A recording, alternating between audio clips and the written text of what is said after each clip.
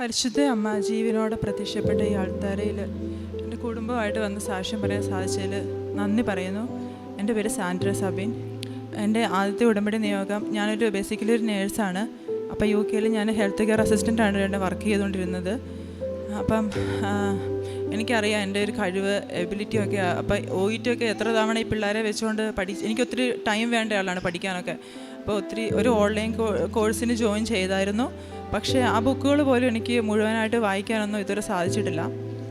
മുഴുവനായിട്ട് പോയിട്ട് പകുതി പോലും ഞാൻ വായിച്ചിട്ടില്ല. പക്ഷേ ഒരു തവണ OET എഴുതി ഒരു മൊഡ്യൂൾ മാത്രം പാസ്സായി, ഒരു 2 മന്ത് കോഴ്സ് എടുത്തിട്ട്.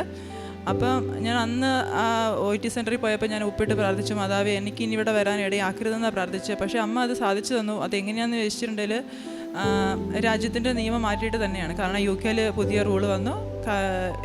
ഹെൽത്ത് കെയർ അസിസ്റ്റൻ്റൊക്കെ ആണെങ്കിൽ നമ്മുടെ എംപ്ലോയർ നമ്മളെ സപ്പോർട്ട് ചെയ്യുവാണെങ്കിൽ നമുക്ക് NMC പിൻ നമ്പർ കിട്ടുമെന്നും പറഞ്ഞു. അപ്പോൾ അമ്മ അത് വേറെ രീതിയിൽ ഇടപെടുകയാണ് ചെയ്തത്. അപ്പം ടൈം ഷോർട്ടനിങ് തന്നെയാണ് നടന്നതെന്ന് ഞാൻ വിശ്വസിക്കുന്ന. ഉടമ്പടിയുടെ ഒരു ഫീച്ചറാണ് ടൈം ഷോർട്ടനിങ്. കാരണം ഒത്തിരി നാൾ OET എഴുതുവാണെങ്കിൽ എനിക്കറിയാം എത്ര തവണ എഴുതേണ്ടി വരുന്നത്. പക്ഷേ അമ്മ അത് സാധിച്ചു തന്നതിന് നന്ദി പറയുന്നു.